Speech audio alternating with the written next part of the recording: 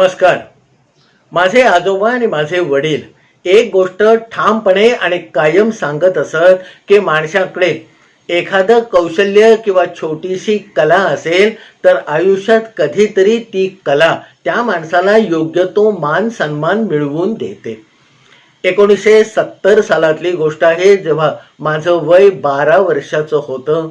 त्यावेळेला मुंबईमध्ये मधुकर बेहेरे नावाचे माझ्या वडिलांचे एक खास मित्र राहत होते. आमचा आणि या बेहेरे कुटुंबाचा घरोबा किंवा नातं जवळजवळ मित्रत्वाच्या पलीकडचं होतं. आणि हे सगळं लक्षात घेऊन एकदा आमच्या या बेहेरे काकाने माझ्या वडिलांच्या समोर एक प्रस्ताव ठेवला की तुम्ही तुमच्या कुटुंबाला घेऊन 4 दिवस आमच्याकडे राहायला या आणि ते जर गणपतीच्या दिवसामध्ये आलात तर मग आमच्या घरच्या गणपतीचा उत्सव आपण दोन्ही कुटुंब एकत्र साजरी करू आणि शक्य झालं तर पार्ल्यातले आणि मग मुंबईतले बाकीचे गणपती सुद्धा बघायला दोन्ही कुटुंब एकत्र जाऊ. 1970 साली हा योग आला आणि मी आणि माझे आई वडील असे दोघे जण हनुमान रोडवर असलेल्या या बेहेरे काकांच्या भल्या मोठ्या प्रशस्त घरामध्ये दाखल झालो. गणपती म्हणजे भाद्रपद शुद्ध चतुर्थीला 4 दिवस बाकी होते. मी आणि या बेहेरे काकांचा मुलगा शार्दूल येणाऱ्या गणपतीसाठी मग मखर करण्यामध्ये, सजावट करण्यामध्ये गुंतून गेलो होतो. त्यावेळेला आमच्या अल्पमते, अल्प कौशल्याप्रमाणे पण जे काही होतं ते सगळं पणाला लावून अतिशय देखणं असं मखर आम्ही या बेहेरे काकांकडे येणाऱ्या गणपतीसाठी 2 दिवस तयार करत होतो. आणि त्याला झिळमिळ्या लावून झाल्या, त्याला पताका लावून झाल्या की घरातल्या मोठ्या माणसांना बोलावून या झिळमिळ्या कशा दिसतायत, या पताका कशा दिसतायत यावर त्यांचं मत आजमावत होतो. आणि त्यावेळेला ही घरातली सगळी मोठी माणसं आमच्या पाठीवर कौतुकाच्या थापा देत होती. गणपतीला मोजून 3 दिवस असताना सकाळी 10-10:30च्या सुमारास या बेहेरे काकांच्या घराची डोरबेल वाजली आणि दरवाजा उघडल्यानंतर राजाभाऊ नामजोशी नावाचे एक गृहस्थ या बेहेरे काकांच्या घरामध्ये प्रवेश करते झाले. साधारणपणे 50च्या पुढे असलेलं वय, स्वच्छ गोरा वर्ण, 5.5 फुटाची उंची, डोक्यावर काळी टोपी, कपाळावर गंधाचा टिळा, पांढरा स्वच्छ सदरा आणि खाली लेंगा, असं ते राजाभाऊ नामजोशींचं रूप बघता क्षणी कोणावरही प्रभाव टाकेल असंच त्यांचं होतं. राजाभाऊ आले, कोचावर बसले. बेहेरे काका आतून आले. त्यांना हे राजाभाऊ येणार याची बहुतेक कल्पना असावी. मग काय राजाभाऊ, कसं काय चाललंय, अशा इकडच्या तिकडच्या गप्पा झाल्या. मग बेहेरे काकूंनी राजाभाऊंसाठी चहा करून आणला. पण नेहमीप्रमाणे राजाभाऊ आज काही मोकळे ढोकळे नाही आहेत. मनस्वी बोलावं, काहीतरी गंमत करावी असा त्यांचा जो नेहमीचा स्वभाव होता, त्या स्वभावाला त्यांनी आज स्वतः कुठेतरी मुरड घातलेली आहे. कुठच्या तरी अनामिक भीतीमध्ये किंवा चिंतेमध्ये ते ग्रस्त झालेले आहेत हे बेहेरे काकांना पहिल्या 2-5 मिनिटांमध्ये जाणवलं. मग आता आलेले नामजोशी म्हणजे राजाभाऊ नामजोशी त्याचा खुलासा करतील असा मनामध्ये विचार करून हे बेहेरे काका त्यांच्या समोरच्या एका खुर्चीवर स्वस्थपणे बसले. बेहेरे काकूंनी आणलेला चहा या नामजोशींनी गटागटा पिऊन संपवला आणि मग आपलं उपरण्याने आपलं तोंड पुसत ते बेहेरे काकांना सांगायला लागले की बेहेरे साहेब, दरवर्षी सकाळी 7 वाजता मी आपल्या गणपतीची पूजा म्हणजे प्रतिष्ठापना, प्राणप्रतिष्ठा करायला येतो. पण यावर्षी 2 दिवसापूर्वीच माझा चुलत भाऊ गावाला निवर्तल्याची बातमी आलेली आहे आणि त्यामुळे आम्हा नामजोशी कुटुंबाला सुतक आलेलं आहे. ही सगळी प्रस्तावना ऐकल्यानंतर मगाचपासून अस्वस्थ असलेले राजाभाऊ अस्वस्थ का होते याची पूर्ण कल्पना बेहेरांना आली. तेवढं सगळं ऐकून आता पुढे हे नामजोशी काय सांगतात हे ऐकण्याचा विचार बेहेरे काकाने केला आणि ते तसे स्तब्ध बसून राहिले. नामजोशींनी मग पुढे सांगितलं की म्हणून यावर्षी मी काही आपला गणपती बसवायला येऊ शकणार नाही.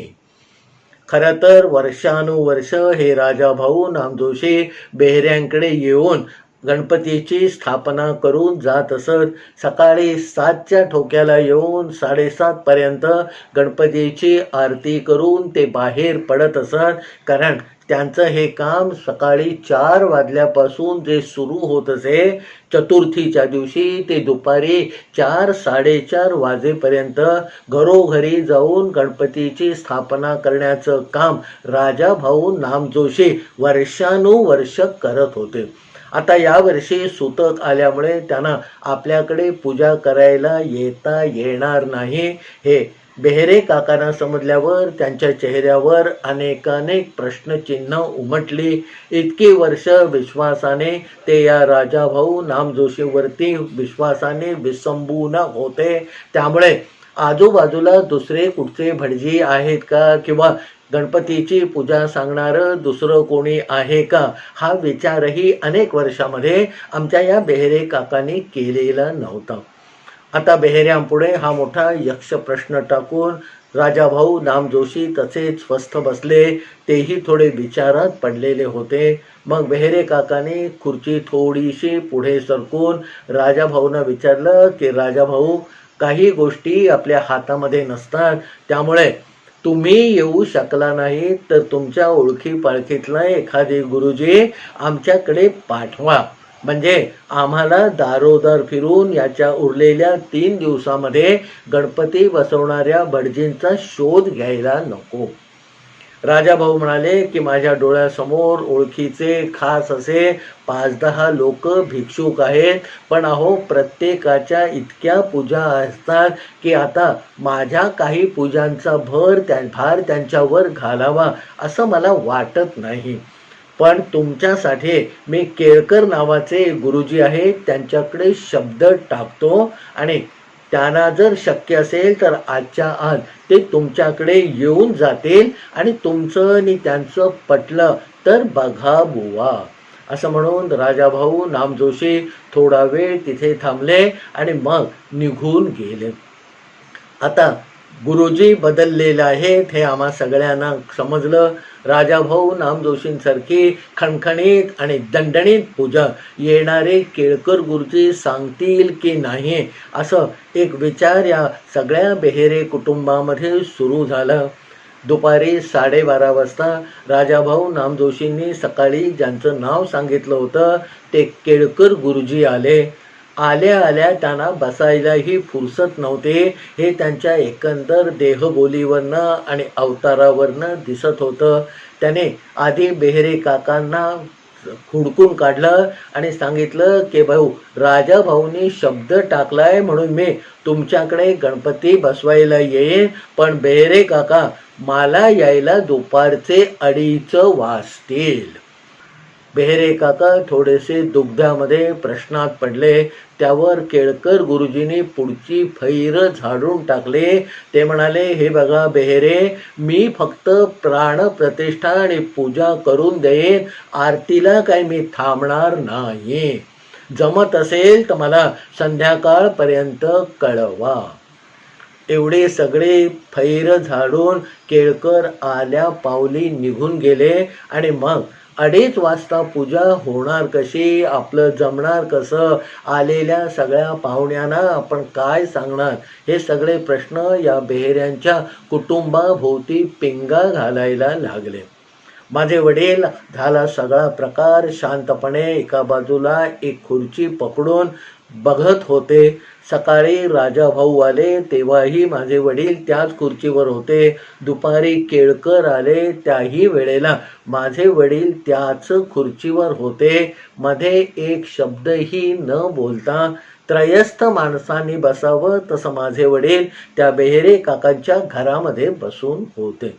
आता केळकरांनी 2:30 वाजता येईन हे सांगून झाल्यावर जो काही गदारोळ घरामध्ये सुरू झाला, तिथे मग माझ्या वडिलांनी तोंड उघडलं आणि आपल्या मित्रत्वाच्या, वडिलकीच्या किंवा आपापसात असणाऱ्या घरोब्याच्या संबंधाचा वापर करून माझे वडील या मधुकर बेहेरेंना म्हणाले की, बेहेरे, 2:30 वाजता गणपतीची पूजा हे काही खरं नाही आणि केळकरांचाही त्या गोष्टीला नाईलाज आहे, त्यामुळे त्यांचंही त्यांच्या जागी बरोबर आहे, पण आपल्यासारख्याच्या घरामध्ये दुपारी 2:30 वाजता गणपतीची प्रतिष्ठापना हे काही योग्य नाही बाबा.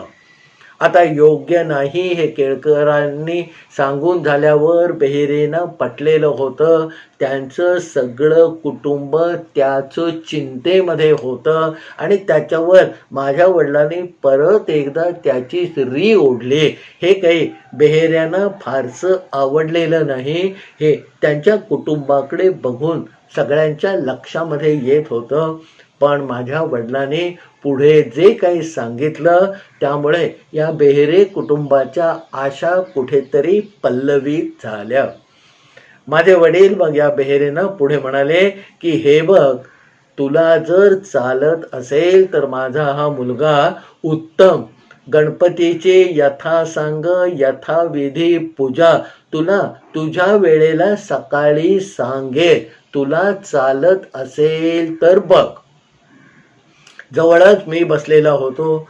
सगळ्या बेहेरे कुटुंबांच्या माना आणि नजरा मग माझ्याकडे लागल्या आणि हा मुलगा आपले लवकर पूजा करून सुटका करून देऊ शकतो असं त्यांच्या मनात आल्यावर आणि माझ्या वडिलांवर आणि त्यांच्या शब्दावर या बेहेरे कुटुंबियांचा पक्का विश्वास इतक्या वर्षाच्या संबंधामुळे असल्यामुळे बेहेरे काकांनी, त्यांच्या वडिलांनी आणि या दोन्ही सासवा सुनाने पटकन या गोष्टीला होकार भरला आणि म्हणाले, चालेल, आम्हाला सकाळी 8 वाजता किंवा जमलं तर 7 वाजता तुझ्या मुलांनी म्हणजे उत्तमने पूजा सांगितलेली चालेल. आता माझ्या वडिलांनी बेधडकपणे हा जो शब्द बेहेरे काकांना दिला त्याच्या मागे काही गोष्टी होत्या. माझी मुंज झाल्यानंतर थोडंसं वैदिक कर्म निदान आपल्याला समजावं, कळावं या दृष्टीने माझ्या वडिलांनी आषाढ महिन्यामध्ये म्हणजे ज्या वर्षी माझी मुंज झाली त्याच्यानंतर जो आषाढ महिना आला त्यावेळेला आमच्या गावामध्ये खांडेकर गुरुजी नावाचे गुरुजी होते. त्यांच्याकडे मला महिनाभर रोज संध्याकाळी 5 ते 7 या वेळामध्ये पाठवलं होतं आणि जे काही आपली संध्या आहे, ऋग्वेद आहे, अथर्व शीर्ष, पुरुष सूक्त, सत्यनारायणाची पूजा याच्यामध्ये जे जे काही आहे ते सगळं माझ्याकडून पाठ करून घेण्याचं काम या खांडेकर गुरुजींना आमच्या वडिलांनी काही वर्षापूर्वीच दिलेलं होतं. मलाही त्याच्यामध्ये आवड होती, रस होता, म्हणून पूर्ण आषाढ महिना रोज संध्याकाळी 5 ते 7 या वेळामध्ये त्या खांडेकर गुरुजींच्या घरी जाऊन संथा घोटल्यासारखं मी सगळं जे काही आपलं नित्यकर्म नित्यपूजा असतात त्या शिकून घेतलेल्या होत्या. वडिलांचा हा त्यावेळे केलेला प्रयत्न आणि मी त्याला दिलेली साथ आज बेहेरे काकांच्या अडचणीला कामाला येणार होते आणि हा सगळा विचार मनामध्ये करून मी म्हणजे उत्तम पूजा सांगेल हा प्रस्ताव माझ्या वडिलांनी या बेहेरे काकांना दिलेला होता. आता बेहेऱ्यांचं सगळं टेन्शन एका क्षणामध्ये दूर झालेलं होतं आणि मग या गुरुजीला पक्का सजवायचा असं म्हणून सगळी जण येणाऱ्या गणपतीचं मखर थोडंसं बाजूला ठेवून माझ्याकडूनच त्या दिवशी पूजा व्यवस्थित सांगितली जावी म्हणून सगळी तयारी करायला लागली. खांडेकर गुरुजींकडे जात असताना मला त्यांनी एक पुस्तक दिलं होतं. त्याचं नाव होतं गणेश आराधना आणि याच्यामध्ये सगळ्या नित्यपूजा सुसंगतपणे स्पष्ट अक्षरात अर्थासह लिहून ठेवलेल्या होत्या. बेहेरे काकाने ते पुस्तकाचं नाव लिहून घेतलं. पार्ल्यामधल्या जवाहर बुक डेपोमध्ये जाऊन तातडीने माझ्यासाठी ते पुस्तक घेऊन आले आणि मला म्हणाले, उत्तम, त्या दिवशी तुला अडायला नको म्हणून हे पुस्तक आणलंय. तुला पाहिजे तर आता मध्ये जे 2 दिवस आहेत त्याच्यामध्ये रिव्हिजन करून घे. मग या बेहेरे काकांचे वडील सदाशिव बेहेरे म्हणजे आमच्या सगळ्यांचे बेहेरे आजोबा, तेही धडकून कामाला लागले. त्याने मग त्या दिवशी मला धोतर नेसवायचा चंग बांधला आणि आपलं एक परीटघडीचं धोतर काढून त्याच दिवशी मला नेसवून टाकलं. आता नेहमीची सवय नसल्यामुळे येणाऱ्या धोतराचा सोगा पायामध्ये अडकून मी धडपडू नये म्हणून काच्या नावाच्या एका वेगळ्या पद्धतीचं धोतर त्यांनी मला नेसवलं. डोक्यावरती टोपी ठेवली, एक उपरणं माझ्या खांद्यावर टाकलं आणि बघा आता हा उत्तम योग्य गुरुजी दिसतो की नाही. सगळ्या बेहेरे कुटुंबाने मग येणाऱ्या गणपतीसाठी माझ्याकडून सगळी तयारी करून घ्यायला सुरुवात केली. राजाभाऊ नामजोशी जे बेहेऱ्यांकडे वर्षानुवर्ष येत होते तेच त्या बेहेरेंच्या सोसायटीमध्ये अजून 2-3 ठिकाणी जात असत.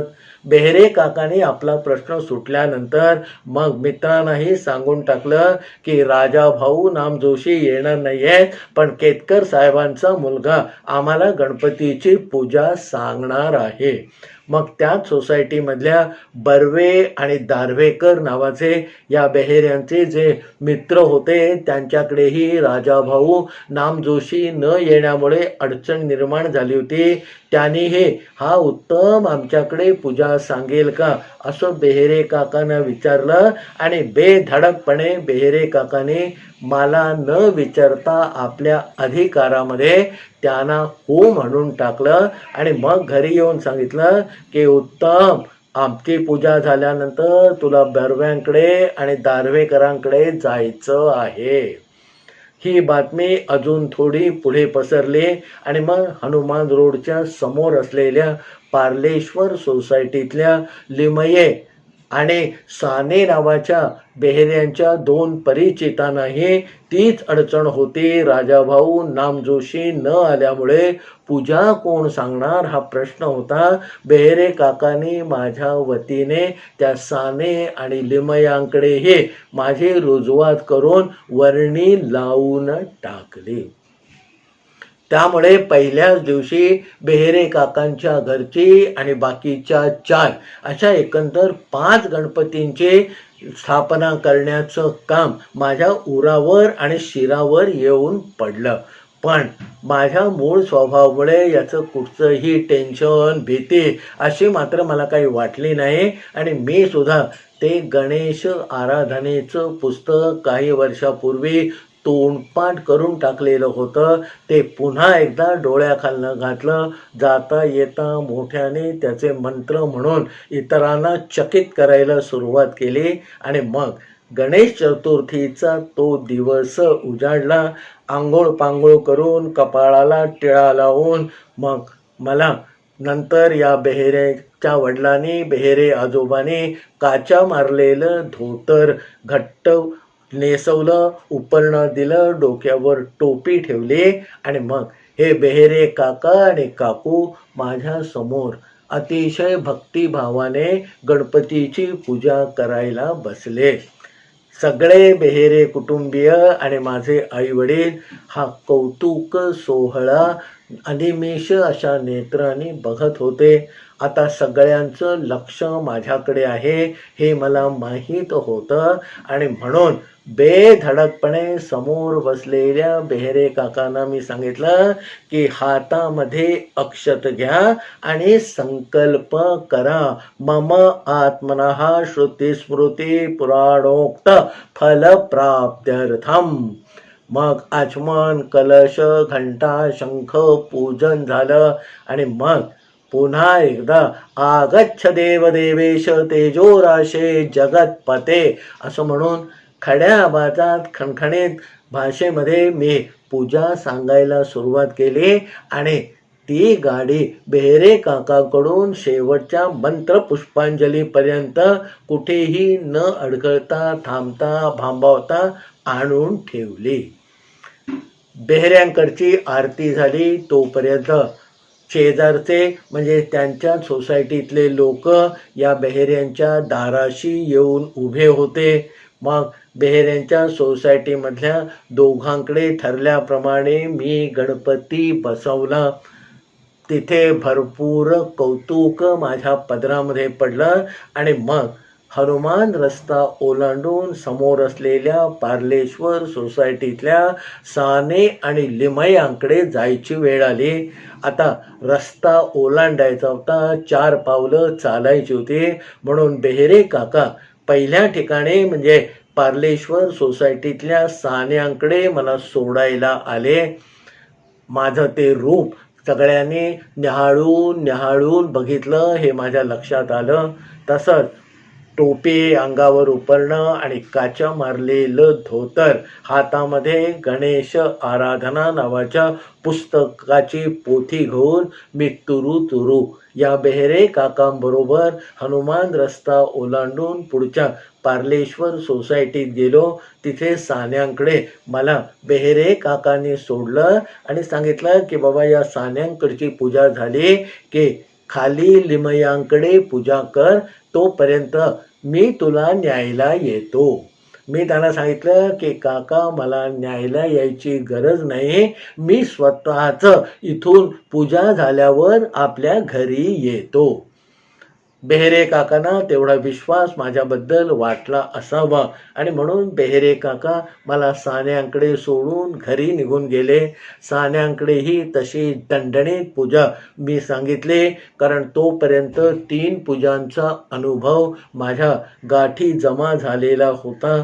साने मंडळींनीही हा 12 वर्षाचा मुलगा खणखणीत पूजा सांगतो याच्याबद्दल पुरेसं कौतुक माझ्या पदरामध्ये टाकलं. दक्षिणेने माझा हात गरम केला. मग तिथून लगबगीने उठून मी खालच्या लिमयांकडे आलो. लिमयांकडेही तशीच दणदणीत पूजा सांगितली आणि बोलता लिमयाने मला सहज विचारलं की बाळा तू असतोस कुठे आणि करतोस काय? तेव्हा मी सांगितलं की बाबा अमुक ठिकाणी मी राहतो, इयत्ता अमुक शाळेमध्ये शिकतो आणि आज राजा भाऊ नामजोशींना येता आलं नाही म्हणून मी या 4-5 ठिकाणच्या पूजा सांगतो आहे. आणि उत्साहाच्या भरामध्ये त्या लिमयांना मी सांगून मोकळा झालो की आज गणेश चतुर्थी म्हणजे माझा वाढदिवस आहे. आता वाढदिवस आहे, गणेश चतुर्थीचा जन्म आहे, आपले मोठ्या संकटातून या मुलाने सुटका केलेली आहे, आपली पूजा 12-12:30 पर्यंत व्यवस्थित पूर्ण झालेली आहे आणि आज या मुलाचा वाढदिवस आहे.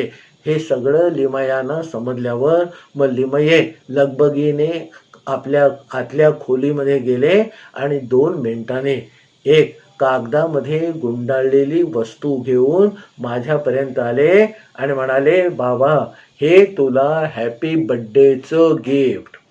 मी तिथल्या तिथे ते गिफ्ट उघडून बघितलं तर सिको कंपनीचं मनगटी घड्याळ या लिमयाने मला वाढदिवसाची भेट म्हणून दिलेलं होतं.